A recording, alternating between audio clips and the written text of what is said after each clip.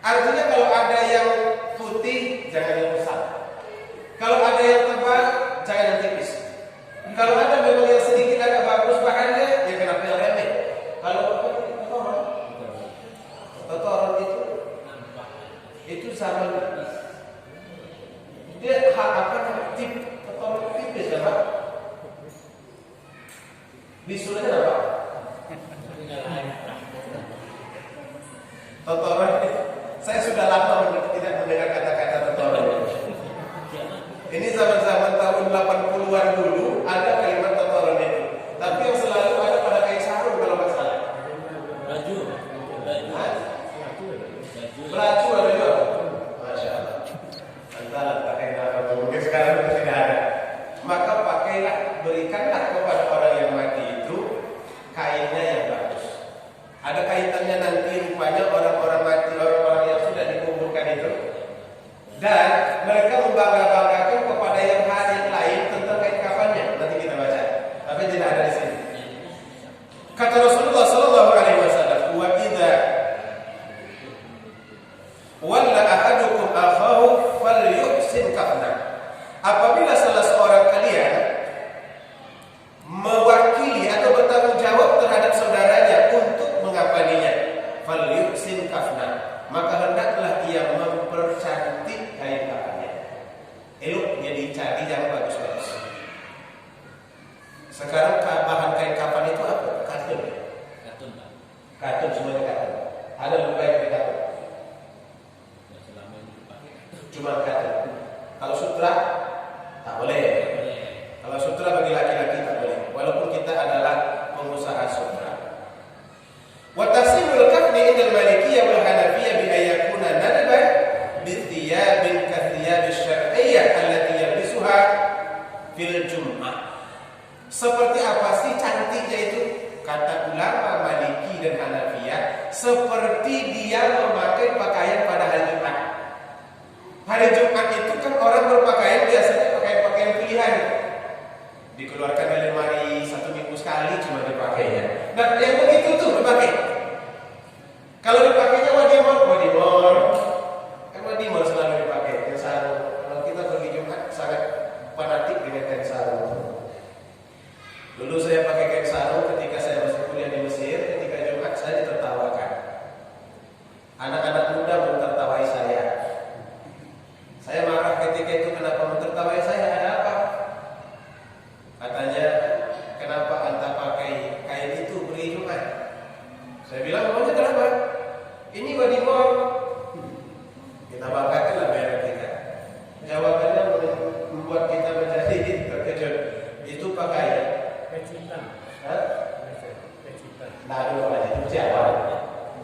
Itu katanya pakaian kami saat kami bersama dengan istri. Kalau kami mau bersama dengan istri kami, itulah pakaian kami. Tapi kalau bawa ke masjid, itu pula kemana lah. Fatwa-fatwa orang tua kita dulu, kalau nak pakai sarung tak sah Jumat tuh. Rupanya itu budaya. Hadirin yang dirahmati Allah Subhanahu wa taala. Wa innal hanabilah, kenapa harus pakai pakaian yang bagus tadi untuk hari Jumat seperti itu hari Jumat tadi? Li husulil barakah bi thiyab musyahid al khair. Supaya kita bisa mengambil barakah dengan nampaknya cantik pakaian. Karena Allah itu sangat senang dengan seorang hamba yang menampakkan nikmat yang ada pada dirinya. Jadi kalau orangnya memang ada harta benda, enggak usah dicari kain kapan yang terlalu sederhana. Pakaikan pakaian yang bagus, tapi tidak terlalu mahal. Jangan bermahal-mahal, itu tidak dibolehkan. Begitu juga menurut Hanabilah, yajibu hendaklah ia dikafani fi malbus fil jam'i wal a'yad. Hendaklah ia dipakaikan pakaian seperti pakaiannya ketika pada hari Jumat atau pakaiannya pada hari raya. Itu ukuran bagusnya kan, tadi bagus ini jadi tak jelas. Bagus seperti apa? Bagus merek kah? Bagus jenis kah? Atau bagus bagaimana? Ukurannya seperti kita pakaian hari raya. Jadi biarlah dia menghadap Allah itu dengan pakaian yang terbagusnya. Kalau biasanya dia pakai next up, pakaian yang bagus misalkan pakaikan next up. Kalau biasanya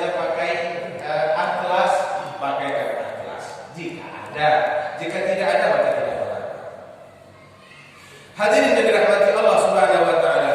Kemudian ulama Syafi'i menambah al-mustahab ayyubsata ahsanul akfan wa awsa'aha. Yang paling baik itu kata mereka adalah kembanglah kain kafannya itu dengan kain kafan yang terbaik dan yang terluas. Kalau boleh biarlah lapang, jangan yang bersempit-sempit. Karena kalau sempit tak cocok. Orangnya di dunia berlapang-lapang, sekarang dia bersempit-sempit.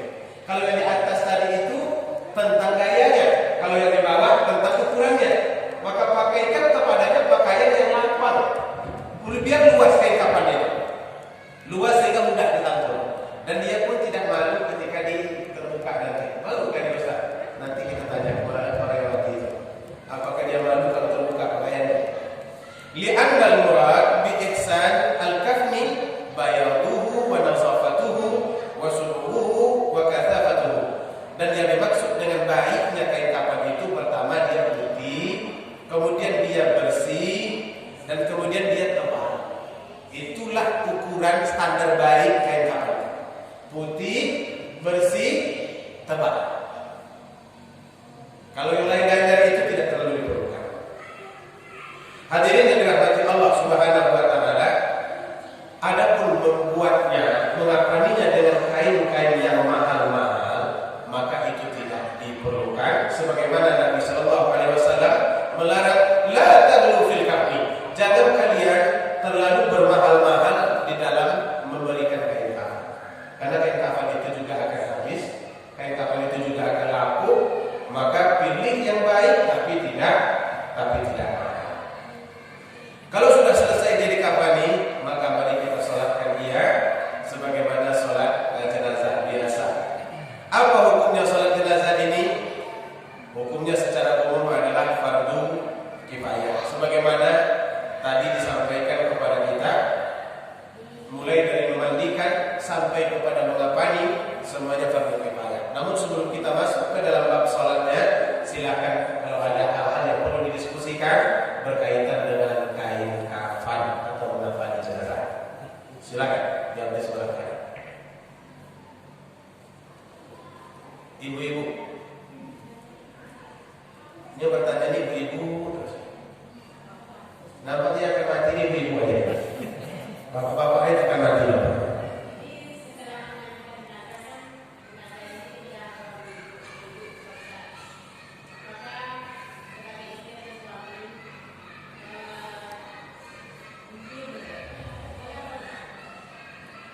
Bolehkah suami dan istri, suami mencium istri?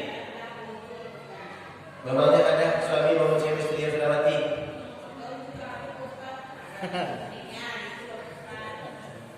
Rasa-rasanya jarang terjadi ya. Tapi kalau istri mencium suami banyak.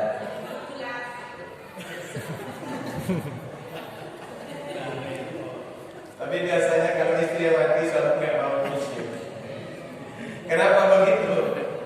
Penggantinya bagaimana? Ibu-ibu, bapak-bapak yang dirahmati Allah, bolehkah kita mencium? Tidak ada larangan untuk menyentuh mayat setelah dia dimandikan. Karena wudhu sebagaimana yang kita sampaikan pada pertemuan yang lalu, itu bukan wudhu untuk sholat, tetapi wudhu untuk mandi janabah. Karena itu wudhunya itu kemarin setelah dia dibersihkan kotorannya, kemudian diwudhukan. Setelah itu baru dimandikan. Nah dimandikan ini semuanya terbuka lagi ini. Akan keluarlah kotorannya setelah diwudhukan itu.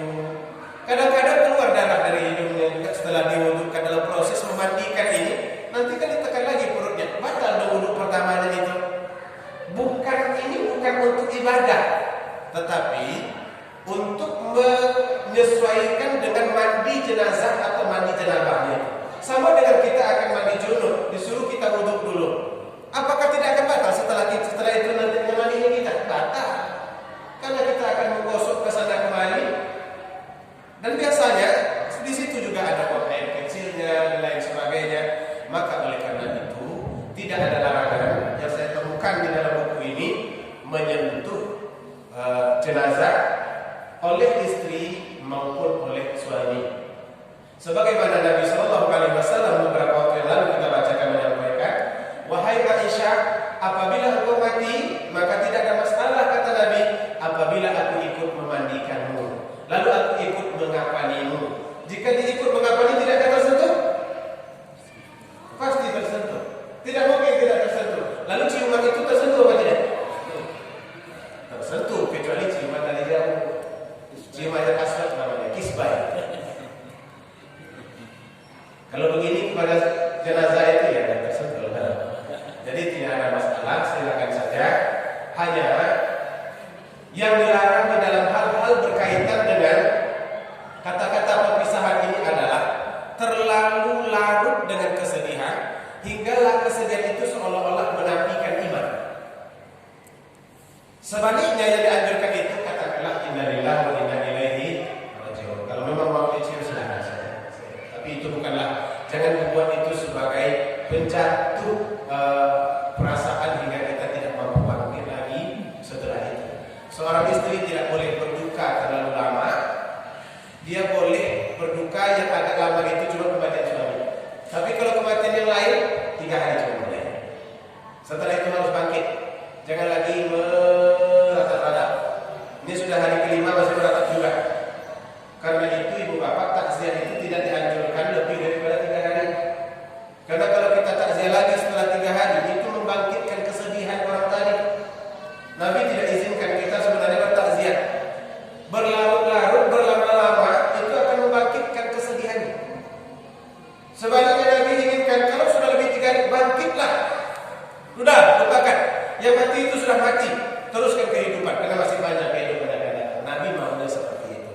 Tapi kadang-kadang setelah budaya kita itu paling sering melakukan hal-hal seperti ini, dan kita juga agak sulit untuk memberitahunya karena budaya. Apa pula salahnya yang dibuat? Nah, selalu begitu kalimatnya. Wallahu a'lam. Ada lagi? Bapak sebelah kanan ya.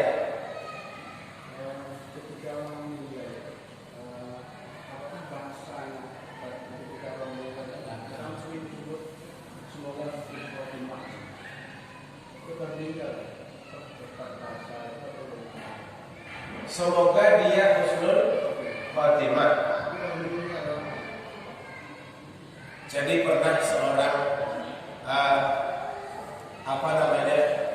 seorang sahabat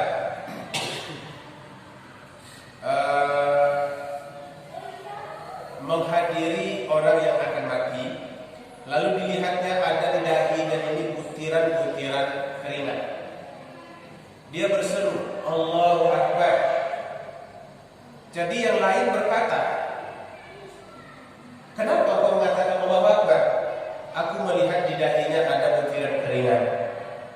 Aku pernah mendengar Rasulullah SAW berkata, apabila orang mukmin itu mati, dia akan mati dengan dahinya berkeringat. Kalau dahinya berkeringat, tanda ada rahmat yang sedang turun kepadanya. Sebagian orang mengatakan ini adalah tanda husnul khotimah. Lalu kalau dia sudah mati, lalu kita doakan, mudah-mudahan dia adalah husnul khotimah. Apakah itu salah? Tidak ada kesalahan terletak di situ. Karena kata-kata mudah-mudahan itu bisa merujuk ke depan, bisa juga merujuk ke belakang untuk doa kita. Mudah-mudahan dia kemarin itu mati husnul khotimah, masih doa juga. Tidak ada masalah. Di situ tidak terlalu perlu kita risaukan. Kalaupun ada perbincangan sekarang, itu kreativitas zaman modern.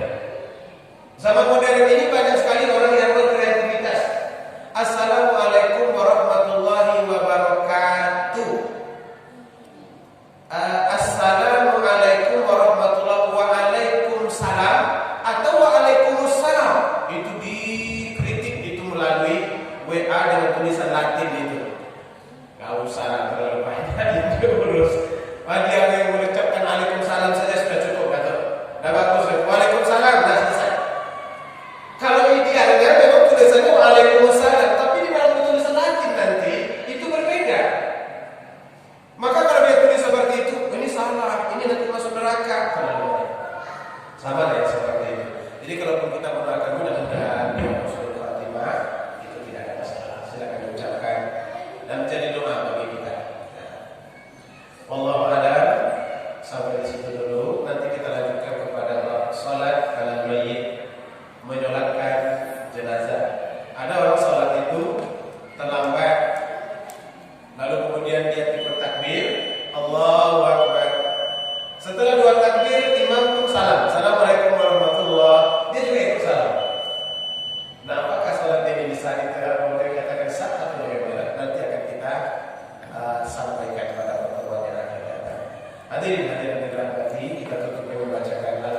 bulan